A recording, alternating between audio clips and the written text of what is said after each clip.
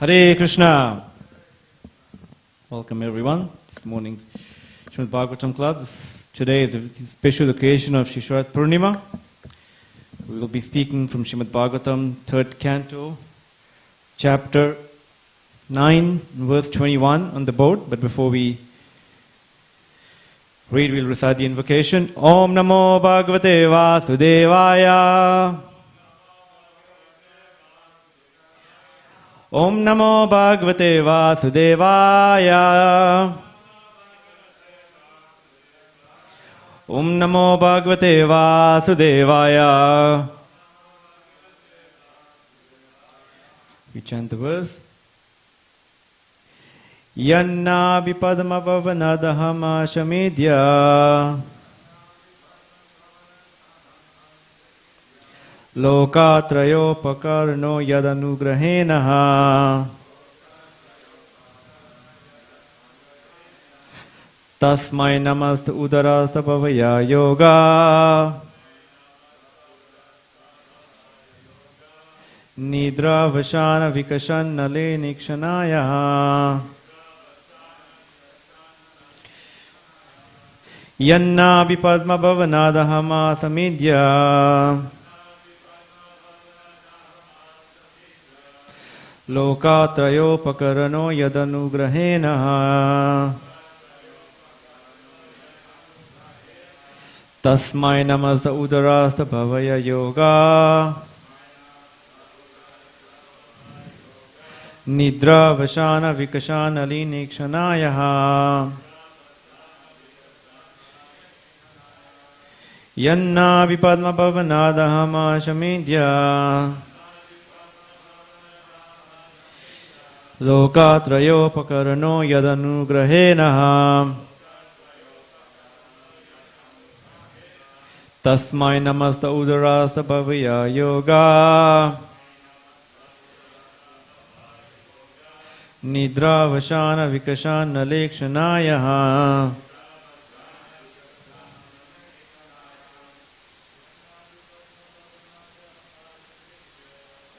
Vipaduna bhavanadasham shamidya. Lokatrayopakarano yadanugrahena. Tasmai namasta udarata bhavaya yoga. Nidra vashana vikashana lekshanaya. Yanna vimadma pavanadhama shamidya. Lokatrayopakarano yadanugrahena. Tasmai namasta udarasta bhavaya yoga. Nidra vashana vikashana lekshanaya.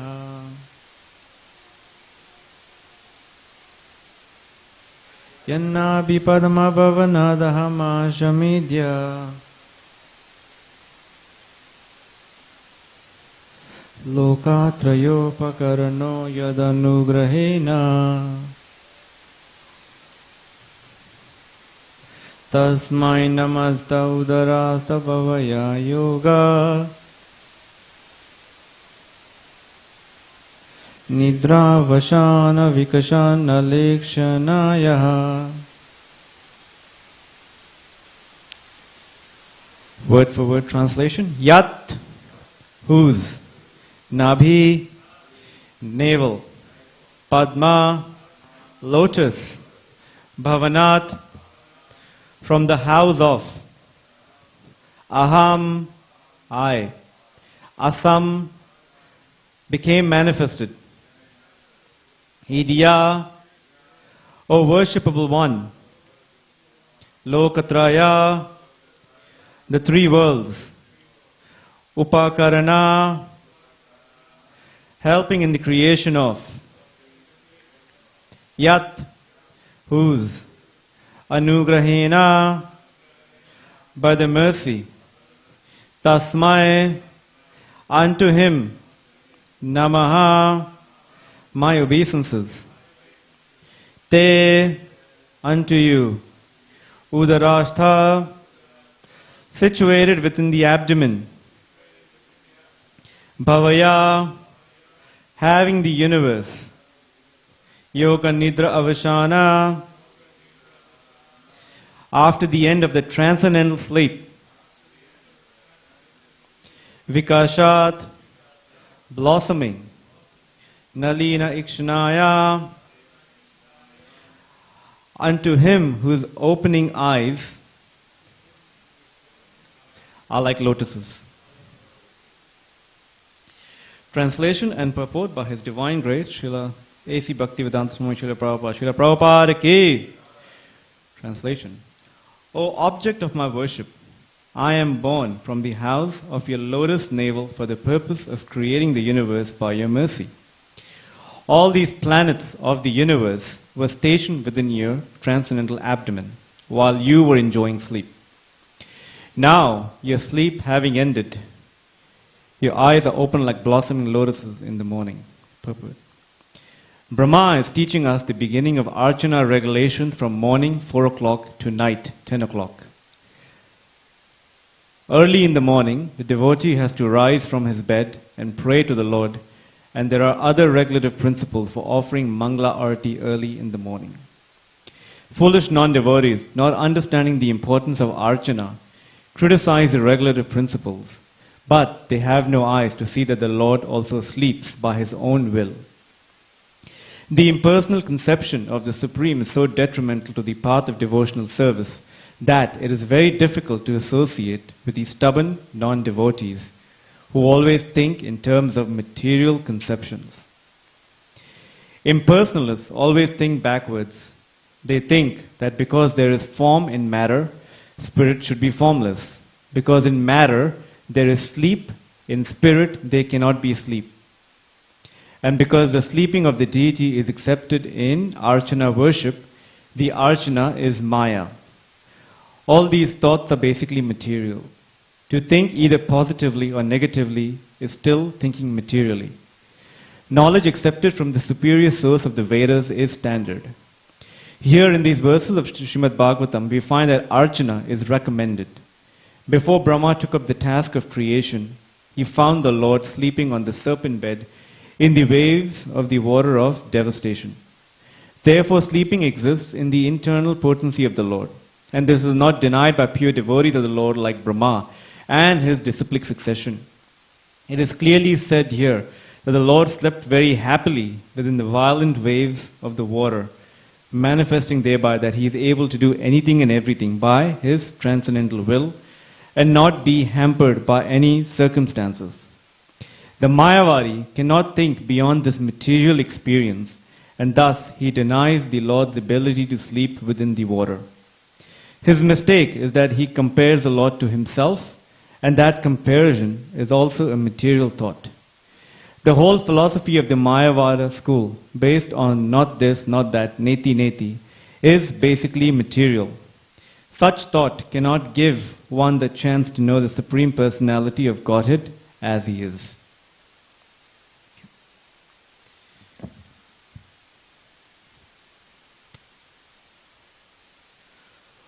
Om Ajnanatimirandasya Gyananjana Shalakaya Chakshurun Militam Yena Tasmai Shri Guruve Namah Shri Chaitanya Manobishtam Stapitam Yena Bhutale Swayam Rupa Kadamayam Dadati Swapadantikam Vandeham Shri Guru Shri Yuta Padakamalam Shri Gurum Vaishnavam Cha Shri Rupam Sagrajatam Sahagana Raghunathanvitam Tam Sajivam Sadvaitam Savadutam Parijana Sahitam Krishna Chaitanya Devam Shri Radha Krishna Padan Sahagana Lalita Shri Vishakanvitam Cha He Krishna Karuna Sindhu Dina Bandhu Jagatpate Gopesha Gopika Kanta Radha Kanta Namostute Tapta Kanchana Gaurangi Radhe Vrindavaneshwari Rishabhanu Sute Devi Pranamami Hari Priye Vancha kalpatirubhascha kripa sindhubhaivacha patitanam pavanebhyo vaishnavebhyo namo namah. Jai Sri Krishna Chaitanya Prabhu Nityananda Shri Advaita Gadadhara Shri Vasadi Gaura Bhakta Vrinda. Hare Krishna Krishna Krishna Hare Hare, Hare Rama Rama Rama Hare Hare, Hare Krishna Krishna Krishna Hare Hare, Hare Rama Rama Rama Hare Hare, Hare Krishna Krishna Krishna Hare Hare, Hare Rama Rama Rama Hare Hare.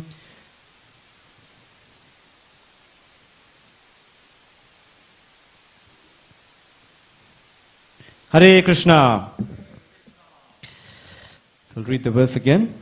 Chapter 3, Canto 3, Chapter 9, verse 21. O object of my worship, I am born from the house of your lotus navel for the purpose of creating the universe by your mercy.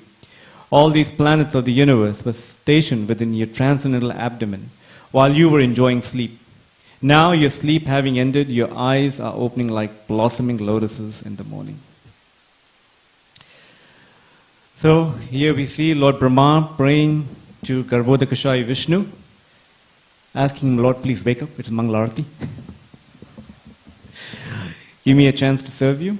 And there are some points being made here, and the very first point in this purport obviously refers to Archana regulations. And when we read Nectar of Devotion, we see Srila Prabhupada making this point, and it's from the Nectar of Devotion, chapter 9, that by executing the process of Archana, one confirms himself to be not the body, but spirit soul.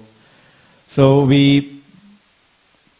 in this material consciousness, we are seeking to gratify our own senses. And every opportunity we get, we want to gratify our own senses, because that's how we've been conditioned to do. But by following this Archana process, we are actually trying to please the senses of Krishna. You're here, Shri Shri Radha Gopinath Gaurnita and Shri Shri Jagannath Baldev Subhadra and Srila Prabhupada. So this process is actually for us, for our purification. And obviously that comes with rules and regulations which help us progress on this path. Now, I remember asking, His Holiness Devamrita Swami once, recently, that Maharaj, when bhakti is a matter of, it's a joyful process, one's experiencing bliss that's natural to him, why are all these rules and regulations? Because it seems to be limiting, the enjoyment. For example, if I have to enjoy, ice cream, and if they tell me only have ice cream at 10 o'clock at night, then, I need to have an ice cream all day. But what are these rules and regulations meant to be? And Maharaj quoted chapter 2, verse 68 from the Bhagavad Gita, the senses restrained from their objects is certainly someone of steady intelligence. So the regulative principles are regulative principles of freedom, because that's what they're meant to do. And in one exchange Srila Prabhupada had with one Mayavadi in India, he said that, Swamiji, one should not restrain one's senses. One should experience whatever one can with one's senses, because there'll be a point at which you just won't have attraction for it anymore. So, just go about it. Just don't make a philosophy out of it. And Srila Prabhupada, always one step ahead of what the question was, he said, if I follow your logic, then the pig is the greatest sannyasi. The pig wants to enjoy all that's offered to him, but he never gives up the propensity to enjoy furthermore. And the pig doesn't even discriminate. So this philosophy of, please enjoy as much as you can, and you'll come to a point where you won't have to, you naturally develop detachment, doesn't really hold true in that sense. So,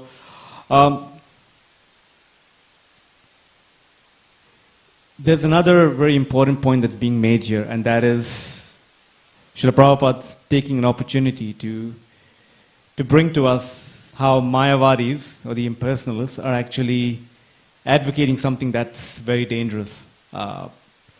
And if you see it in this purport, impersonalists always think backwards. In fact, so many places Srila Prabhupada says, they think backwards and they also remain backwards. They never come to the front. One may think, okay, you start from the back and you'll just for sake of argument, you'll make. Their argument is that if we start with logic, we'll eventually arrive at transcendence. But that doesn't happen. They think backwards, and because they're thinking in mundane terms, they'll always also equate everything in mundane terms. And interestingly, as I was reading through and preparing for this, it was interesting that if you refer to Sri Chaitanya Mahaprabhu's exchange with Sarvabhauma Bhattacharya in the Madhya Leela, chapter 6, and you see the chapter's title, The Liberation of Sarvabhauma Bhattacharya. Obviously, as we know, Sarvabhauma Bhattacharya is an impersonalist, and Chaitanya Mahaprabhu, he takes that opportunity to educate Sri Chaitanya Mahaprabhu on Vedanta. And he speaks for 7 days, and Chaitanya Mahaprabhu is sitting there. Okay, when is he going to stop? And when he stops, then Sarvabhauma Bhattacharya asks Chaitanya Mahaprabhu, do you have any question? He said, no, all that you've said, I know all of that, but all that you said is basically nonsense. You're trying to... He quotes, and it's interesting, obviously, what Sarvabhauma Bhattacharya is advocating is impersonalism, and Chaitanya Mahaprabhu is going to counter that by personalism. The very premise of him starting off that discussion or to establish personalism is on the basis of Shastra. He starts off by saying, there are 4 kinds of evidence: direct perception, hypothesis, historical references, and Vedas. And he says that the Vedic text or the Vedic explanation is actually self-evident. So what is the need for you to tweak, all of this? Because you're actually covering the real meaning of the Vedas. So, and he starts off by saying how in the Vedas it's described. 2 examples that we hear quite often is that of anything, any bone and any stool from any entity is actually considered to be impure. However, bones, that's been made to make the conch shell, how the conch shell and cow dung are the most purest objects and that they are used in worship. So we accept the Vedas, and that's where we start off from. Now we obviously need faith in the for us to start off with our journey, because that's we place our faith in so many things. But what Chaitanya Mahaprabhu here is saying, that his basis is, even though he's the Supreme Personality of Godhead himself, and he has inconceivable potencies, but he refers him to the Vedas. So he starts off by explaining from the Vedas. And actually in that instance, he quotes, if you look at Madhya Leela, chapter 6, the Liberation of Sarvabhauma Bhattacharya, verse number 171. And obviously, it seems to be that Sarvabhauma Bhattacharya has been trained in the Sankaracharya school of philosophy. And Sankaracharya, or at least that impersonal school of philosophy, understands or tries to present that everything in this cosmic world is a transformation of the Supreme. And I was once hearing a class by His Grace Radha Vinod Prabhu, in which he says, the cause of all causes. For us as devotees, obviously this comes, on reading Srila Prabhupada's purports and understanding the philosophy, it comes very natural to us. But actually, people out there in the world struggle with it. Because if you're saying God is the cause of all causes, how does that actually work? Because, for example, God creates this world. So there's God, and then there's the materials that are needed for this world. So there's actually 2 tattvas. There's God, the creator, and the materials. So which comes first? Because obviously there are 2 tattvas to begin with. So then that's the problem, because in many traditions, and in the 2nd canto it's described how, I think in one purport very early on, Srila Prabhupada says a lot of people, in many traditions, they consider God to be like the blacksmith, who's just creating this world. So If we accept that, then there is a problem in that, because there's God and then there's the material or whatever is needed to create this cosmos. So that's not true. Then if that's the first school of thought, then the second school of thought is, okay, God creates, there's just God, but he creates everything from within himself. The materials come from within, it's everything is basically being provided by him. Now, if that's the case, then that's also a problem, because that means that God undergoes transformation, which, as we understand, is not true. So then what's the presentation that's provided by the Vedic text? And that is that God,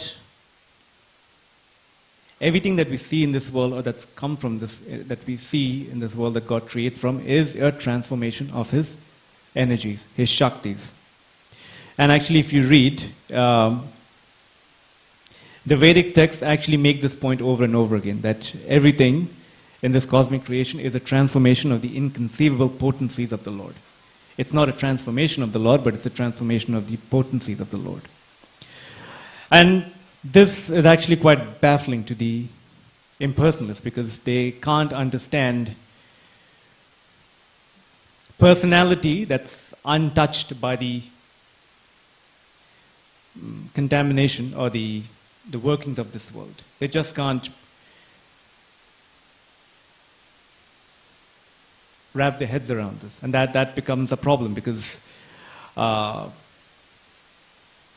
like you say, as we see here, they say they think backwards, and then they're just going further and further towards mundane understanding.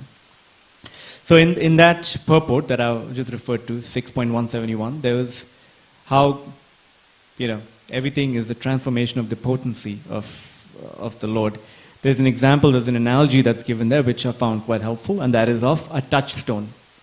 That is, when a touchstone, which is a stone, when it comes in touch with iron, it produces gold, an unlimited quantity of gold. But by doing so, the touchstone doesn't degenerate or doesn't falter away from its propensity. It remains the same. So when that can be said of a stone or a jewel or something of this world, what can be said of the Supreme Absolute Truth, or the Supreme Absolute Person, Krishna? And the reason why the Mayavadis take the second option of where everything is a transformation of the Supreme and not the transformation of the potency of the Supreme, because the moment they understand that everything is a transformation of the potency of the Supreme, then they would have to accept the fact that that the Supreme Absolute Truth is person and not impersonal. Obviously, this has been described in great detail in Chaitanya Charitamrita, Adi Leela, Lord Chaitanya and 5 features. So we won't be able to get to that today. But however, really the section in the Madhya Leela that Chaitanya Mahaprabhu speaks to Sarvabhauma Bhattacharya is the most, I found philosophically it tackles all these different perspectives and how one can address that, because as we see, impersonalism is actually quite wide and rampant in the world today. In fact, I remember once, I think I heard it from someone, and they were quoting Bhavananda Maharaj, if I'm not, or Brahmananda Prabhu, that Srila Prabhupada would speak so strongly against these Mayavadis that I can't remember who it is, but Brahmananda Prabhu or Bhavananda Prabhu, saying that we would always think these Mayavadis, they've caused so much pain to Srila Prabhupada, they're such rascals, who are these people? Only after a few months we realized that Srila Prabhupada, that Bhavananda Prabhu said that the people that Prabhupada was referring to were us. That means we are Mayavadis, because we come from that understanding that we really don't know how to fully comprehend personality, and that's our problem, because that's what we see rampant in this world. In fact, one other instance, again, between Srila Prabhupada and, in this instance, Brahmananda Prabhu, was that Srila Prabhupada was walking with Brahmananda Prabhu, and they came to a little cliff. And obviously Srila Prabhupada had to step over something to get to that cliff. So he held Brahmananda Prabhu's hand, and the moment he climbed up, he just shunned his hand. He just cast it aside. And Brahmananda Prabhu was like, what just happened? And Srila Prabhupada later said, because early in that class, or in that exchange, it seemed as though Brahmananda Prabhu was taking the side of impersonalists, or the Mayavadis, and he was trying to make a point to Brahmananda Prabhu that just to show it to him as the impersonalist thing, that we'll worship the personal form of the Absolute or the Lord until we achieve liberation, and then after that we'll just let go of that. So we worship our Guru until we reach liberation, and then we let go of that. So in that way, Srila Prabhupada just in a sweet exchange and in a funny exchange just said, let go. He was trying to prove to him that how this impersonalist or Mayavadi understanding of the Absolute is actually detrimental to our spiritual life. So, just some points on that. And today being the occasion of Sharad Purnima, just, as I say, the dance of divine love, the night of the Rasa Leela, obviously, I have no qualification to speak on that, and it's something to be relished by Paramahamsas. There's one talk that I heard by my spiritual master, Lord Giriraj Swami, on this topic that I'd like to just share some points on, which I found quite helpful. So as I said, because we can't fully appreciate, or we don't have that understanding, the complete understanding, or that appreciation for personality, and how in the spiritual realm everything is a person. And this month is the month of Damodar, where we see this famous pastime of Lord Damodar reciprocating with his mother. And obviously there are so many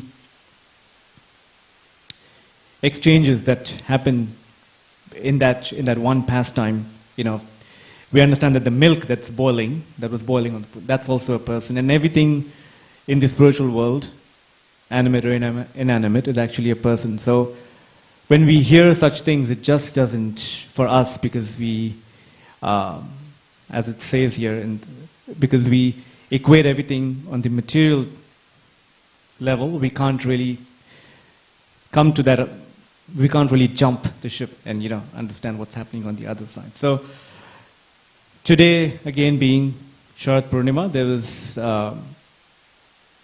this has been described in Canto 10, Chapter 32.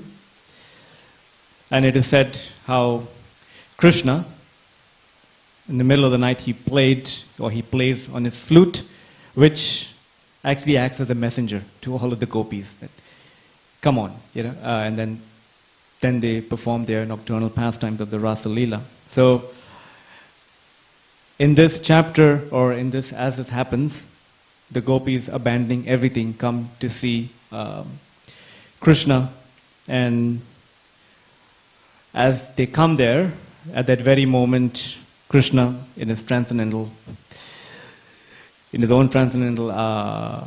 way, he just disappears. And the gopis are there like, what just happened? We just came here for you, and you just disappeared. And then the conversation that happens after that is actually what Maharaj was expanding upon in the Bhagavatam. And then after a while, Krishna reappears again. So the gopis put forward their complaints to Krishna.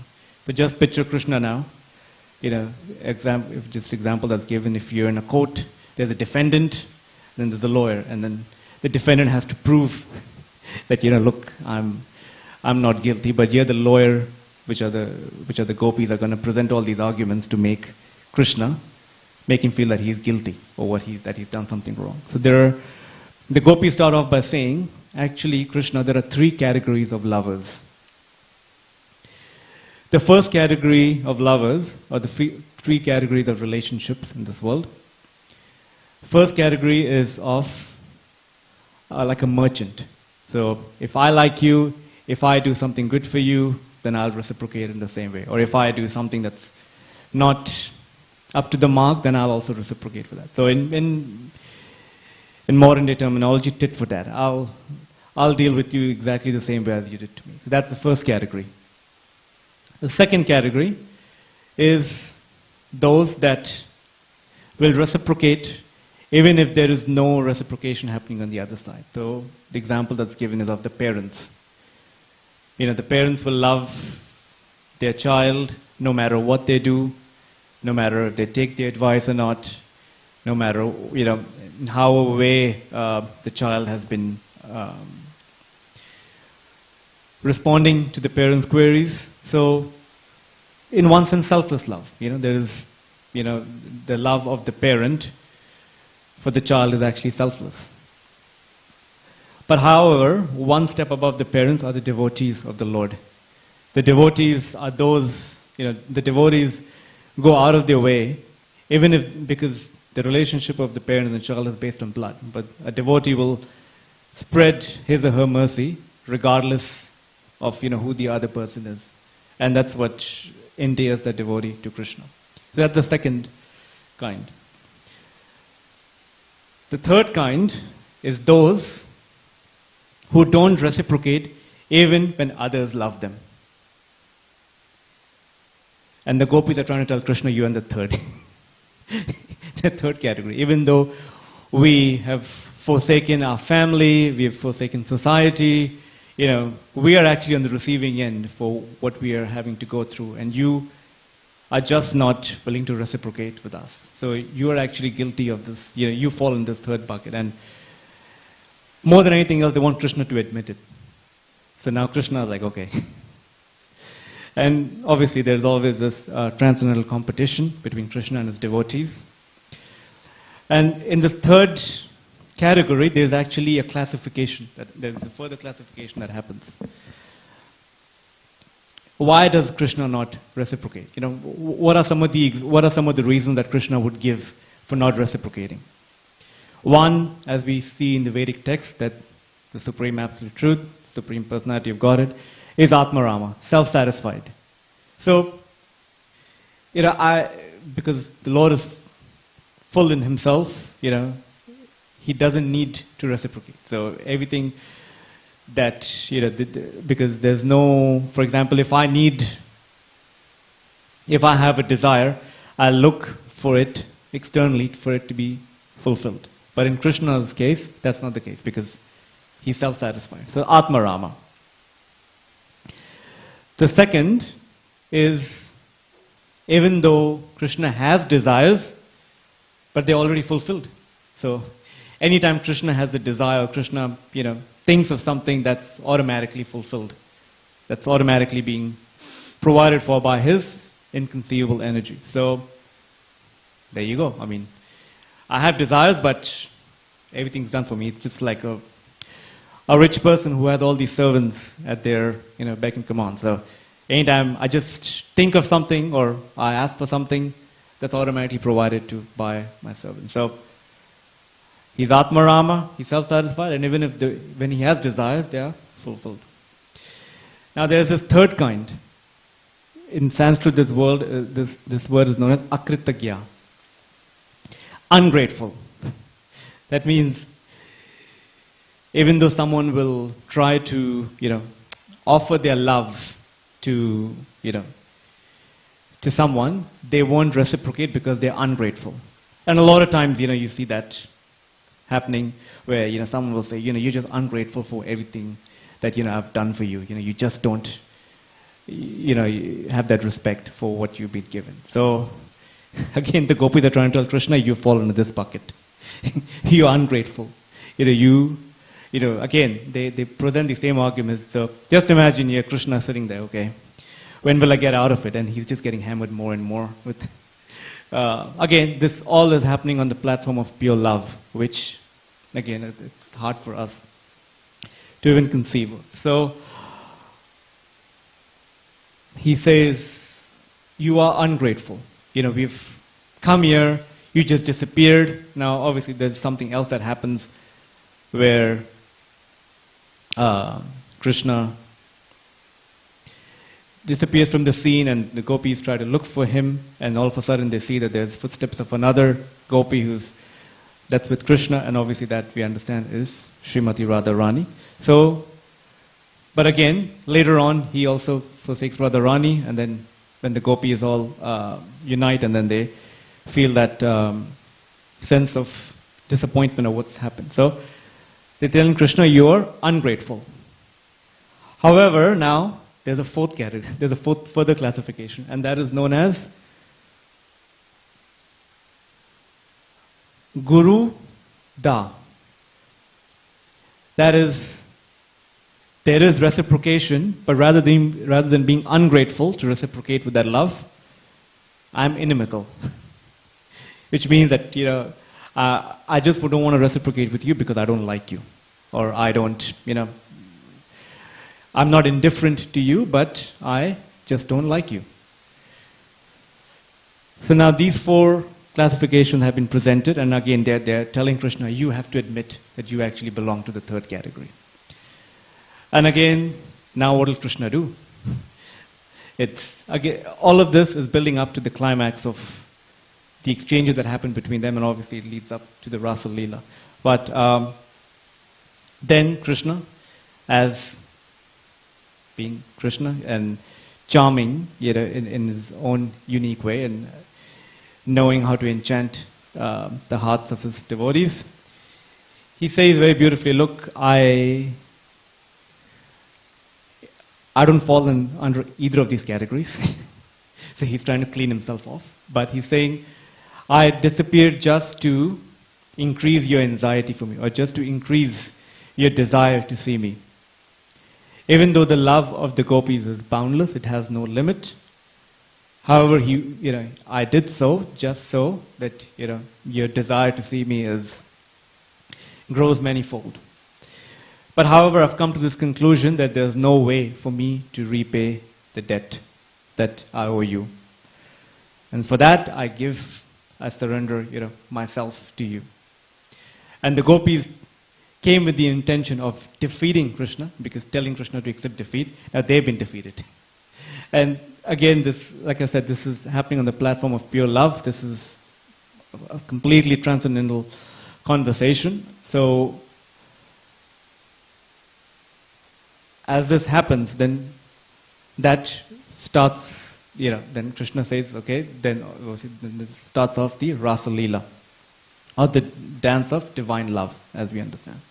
And in that Rasa Leela, again, Krishna, through his inconceivable, or through the curtain of Yoga Maya, through his potencies, expanded himself in such a way that each gopi thought that Krishna was dancing only with me. And as we say that the Rasa Leela lasts for an entire night of Brahma, entire day of Brahma, or entire day of Brahma, entire night of Brahma. So, the gopis had their desires, completely fulfilled, because they came there to have that pastime with Krishna, and here they are, each of them having that individual reciprocation with Krishna. And as Maharaj was describing it, he equated this, which I found quite helpful to the situation we are seeing in the world today, is he equated this to interfaith harmony. How Rasa Leela can be understood and expanded for us to have better interfaith harmony. And he says in this Rasa Leela, each devotee, each gopi had that personal reciprocation with the Lord. So similarly, in this world today, there's so many different religions, so many different spiritual practices, so many ways of expressing our love and devotion to God. And God, obviously being perfect and complete, is always, reciprocating with the worshipper or the person, that's offering the prayers and the glorification. So, similarly in this instance, the gopis, not only was there harmony of them having the reciprocation with their Lord, but there was also harmony between themselves. So, in this situation, when we understand, as Srila Prabhupada always said, the peace formula, in chapter 5, verse 30, Bhoktaram Yagatavasam Sarva Loka Maheshwaram. So the beneficiary of all sacrifices is actually the Supreme Lord. So when we understand that we are all trying to please or trying to offer everything that we have for the pleasure of the Lord, then that creates harmony. Not only in our relationship with the Lord, but actually harmony between ourselves as well. So this pastime of Rasa Leela is something that, because of certain unfortunate incidents that are happening in the world today, if we just were to understand this through the lens of Krishna that's being presented in the Bhagavatam, this world would be a much more happier place, and we'd be able to have much meaningful relationships with not only just with the devotees, but also outside of the devotional community or the broader community. So, just to conclude on this very same point, that how everything in the spiritual world is actually a person. And this one pastime that I was hearing of by the one is Bhakti Charuswami, that in this world there's a body and there's a thing. We say somebody and something. For example, this is a thing, and because I'm in this body, I somebody. But in the spiritual world, everything animate and inanimate is actually a person. And he was quoting this pastime of a pillow. How the pillow, who would always, be by Krishna's head, because obviously when we go to sleep, we put our head on the pillow. The pillow was feeling that, I'm always by Krishna's head. How nice would it be for me to be by Krishna's feet? So one day, the pillow, by its own arrangement, as the bedding was done, moved itself from where it should be to where, to being by Krishna's feet. And one of the gopis, one of the elderly gopis who does Krishna's bedding, just says, look at how neglectful the gopi who was making Krishna's bedding has been. She's meant to put the pillow by the head, but she's moved it by the feet. So again, she moves it back to where it should be by the head. And again, the pillow comes back. So similarly, in the spiritual world, everything is dynamic.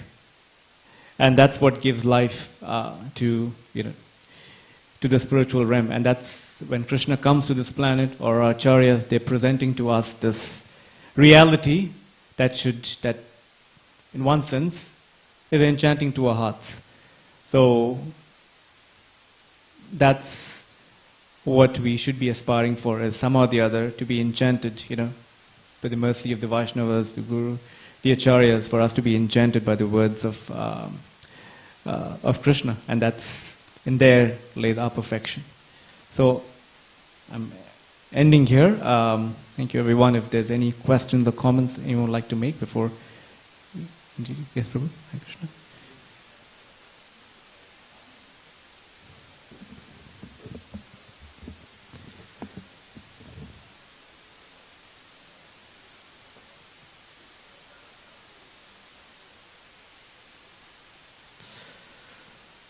Well, like you said it, when you asked that question individually, it starts individually. Now, obviously, I'm taking your question to be within us, in two places. One is within our society, and obviously in the broader world outside. Well, one thing that I've constantly keep hearing over and over again, I'm just touching on that point of view of multi-guru society. Once one devotee that I look up to was saying, when he met this one guru or this one very exalted Vaishnavi, and he said that by just seeing that personality, it made me think, if this person is so amazing, how amazing would Srila Prabhupada have been or be? And that increased the appreciation for Srila Prabhupada. So what I took from that is that each of these personalities are actually embodying a certain trait or certain quality of Srila Prabhupada that is, that's endowed, that they've been endowed with, that they are embodying to that, to that extent that they can, and that's so attractive. So when we see that sense of attractiveness in that particular person, which further increases appreciation of Srila Prabhupada, and there's, in that sense, I don't see that, at least what I understood, that there's no conflict. So appreciating, obviously, now there has to be, like I said, with Prakashananda Saraswati, with Sarvabhauma Bhattacharya and Srila Chaitanya Mahaprabhu, the basis of what he was trying to put forward on the basis of personalism was Shastra. So at least in my own just little understanding of from what I've heard is that when we try and just understand Srila Prabhupada's greatness through these devotees, and we get that appreciation. Outside of the society, there's just one, again, that means that we have to be, we have to expand on our vision, expand on our own realizations. I'll just quote something of Bhaktivedanta Saraswati Thakur. Bhaktivedanta Saraswati Thakur was told by Gorakishore Das Babaji Maharaj that don't make any disciples. But as we know, Bhaktivedanta Saraswati Thakur initiated so many disciples. And Bhaktivedanta Saraswati Thakur said, when I made this, I don't see them as my disciples, I see them as my gurus. It means I see them, what's there for me to learn from them. Again, this is